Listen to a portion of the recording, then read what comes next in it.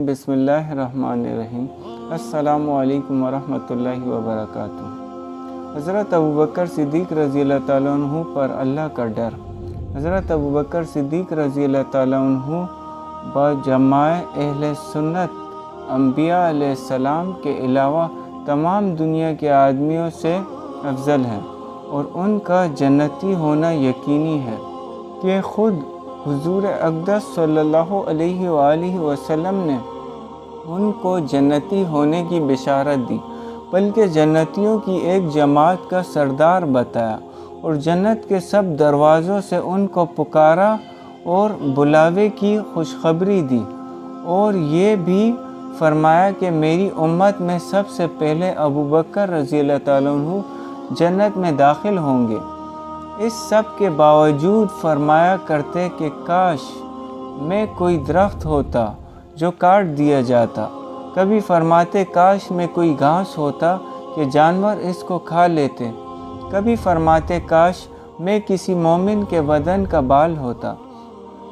ایک مرتبہ ایک باغ میں تشریف لے گیا اور ایک جانور کو بیٹھا ہوا دیکھ کر ٹھنڈا سانس بھرا اور فرمایا کہ تو کس قدر لطف میں ہے کہ کھاتا ہے، پیتا ہے، درختوں کے سائے میں پھرتا ہے، اور آخرت میں تجھ پر کوئی حساب کتاب نہیں، کاش ابوبکر رضی اللہ تعالیٰ عنہ بھی تجھ جیسا ہوتا۔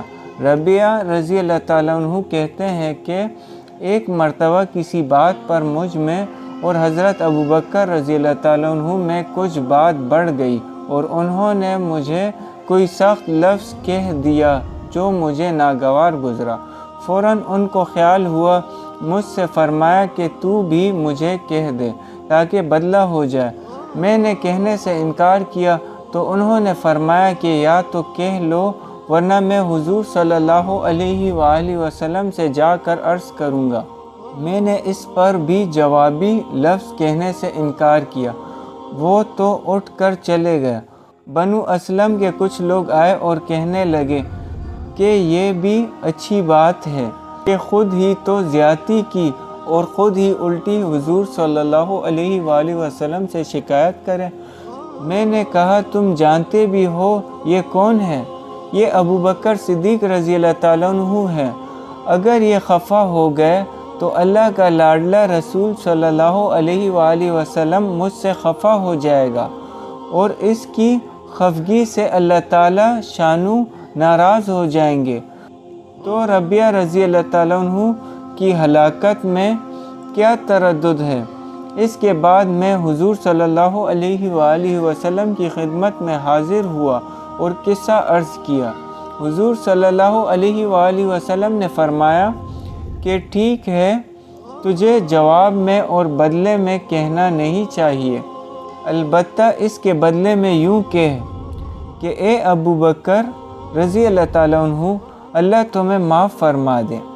فائدہ یہ ہے اللہ کا خوف کہ ایک معمولی سے کلمے میں حضرت ابوبکر صدیق رضی اللہ تعالیٰ عنہ کو بدلے کا اس قدر فکر اور اہتمام ہوا کہ اول خود درخواست کی اور پھر حضور صلی اللہ علیہ وآلہ وسلم کے واسطے سے اس کا ارادہ فرمایا کہ ربیعہ رضی اللہ تعالیٰ عنہ بدلہ لے لیں۔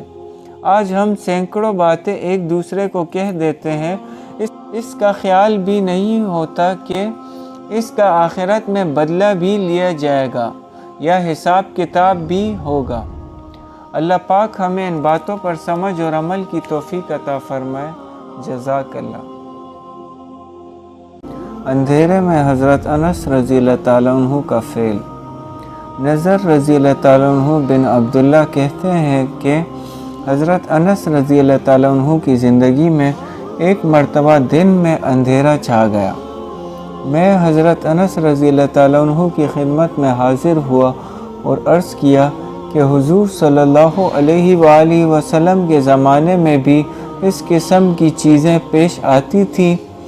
انہوں نے فرمایا خدا کی پناہ، حضور صلی اللہ علیہ وآلہ وسلم کے زمانے میں تو ذرا سی ہوا تیز ہو جاتی تھی تو ہم لوگ قیامت کے آ جانے کے خوف سے مسجدوں میں دوڑ جاتے تھے۔ ایک دوسرے صحابی ابو دردہ رضی اللہ تعالیٰ عنہ فرماتے ہیں کہ حضور صلی اللہ علیہ وآلہ وسلم کا معمول تھا کہ جب آندھی چلتی تو حضور صلی اللہ علیہ وآلہ وسلم گھبرائے ہوئے مسجد میں تشریف لے جاتے۔ فائدہ: آج کسی بڑے سے بڑے حادثے، مصیبت، بلا میں بھی مسجد کسی کو یاد آتی ہے۔ عوام کو چھوڑ کر خواص میں بھی اس کا اہتمام کچھ پایا جاتا ہے۔ آپ خود ہی اس کا جواب اپنے دل میں سوچیں۔ اللہ پاک ہمیں ان باتوں پر سمجھ اور عمل کی توفیق عطا فرمائے۔ جزاک اللہ۔